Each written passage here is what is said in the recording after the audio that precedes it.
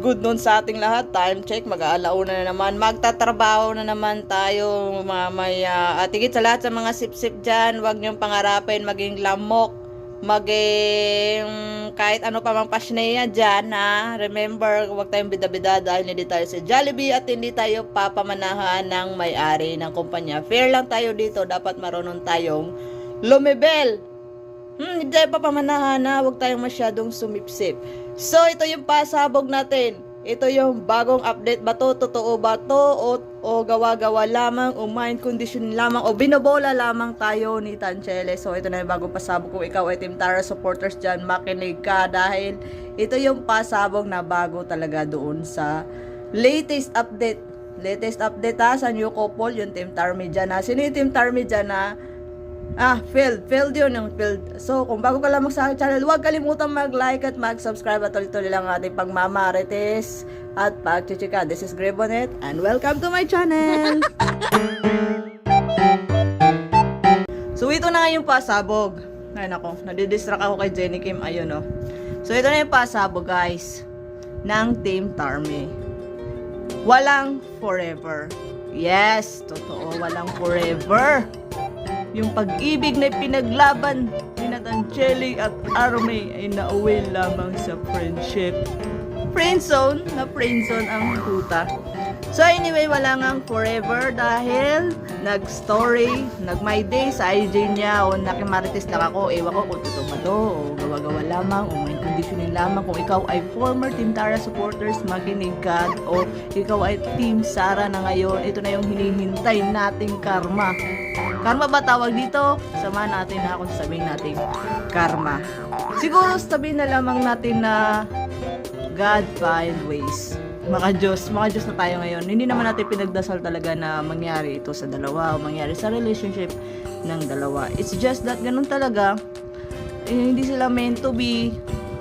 Ito yung ay pasabog. Hiwalay na daw si Tanchele at Army. Yun ang pagkakaintindi ko sa story ni Tanch. Alam ko matagal na to nag-story. Ewan ko kung mag-isang buwan na. Basta yun ang sabi na friends na lang. Yung sabi niya. Sabi pa doon na toxic. Mamaya popost ko yun. No? Ayan o, basahin nyo. Basahin nyo dyan sa baba. Wala pala. Mamaya, ipapakita ko sa screen. So, hiwalay na. Yun ang pagkakaintindi ko. O baka strategy talaga ito. Marketing strategy ba? Para malay natin gusto mag-vlog kasi nag-post na nga si Baby Daddy. Nag-vlog na ulit gamit sa tali. With tali pala hindi gamit. Ang pangit kasi narinig eh. With tali, na pwede na silang magkita ni tali, pwede na makasama yung anak niya. Ngayon naman eh, siwalay na si Tanchele at Army. Yung pag-ibig na against all odds. Against all odds, bakit? Paano? Sinuong nila yung Team Tara supporters. Sinalo nila yung bashing. Tapos mauwi lang sa friendship. Yung akala mo talaga forever na no. Pero pala no, wala talaga forever. After 2 to 3 years, nag-iwalay din o 3 years up. Akala ko ba hinigitan yung 8 years? Bakit naman ganito? Hindi pa nga nahalati eh. Na friends na lang ulit. Ang hirap ng ganun no, yung ginawa mo naman ang lahat. Yung pinaglaban talaga yung pagmamahal nila. Kulang na nga lang, ipatatok pati sa bunbunan nila eh. Na ito yung pinili ko, ito yung mahal ko, ito na yung present ko. Forever na kami nito. Pero ang ending, friends na lang kayo, naghiwalay din. So, ang huling halakak ay napunta kay Sarah J. And ngayon is friends na lang daw si Army at Tanch.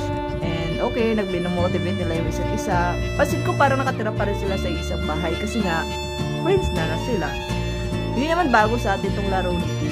Naalala nyo, kapag hiwalay sila ni Sarah J, friends pa rin sila.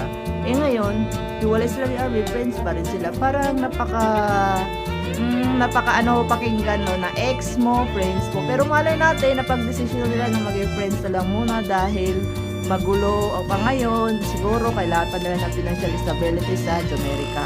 Pero hindi natin alam kung ano ba talaga ang totoo. Kung hiwalay na ba o sila pa rin dahil magkasama pa rin sila sa isang bahay, naglalaro ng bahay-bahayan, pamilya-pamilyahan.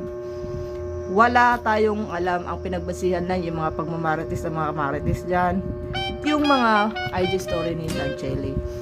And anyway, kung hiwalay man sila, ganun talaga, walang forever. Masakit ang isipin na after all na pinagdaanan nila, mga pagsuong nila sa Team Tara supporters dati, sa pag-post nila ng kanilang pagmamahalan, kung paano nila i-build up yung isa't isa, paano sila naging inspirasyon ng isa't isa, paano nila sinasabing pagmamahal nila sa isa't isa. Ang ending lang pala nito ay magiging friends lang sa huli. Friendzone! Ito yung mahirap, yung friends with your ex. No, ito sinasabi lang, ex with benefits ang nangyari sa dalawa. Eh wala, walang forever. Ganun lang yun.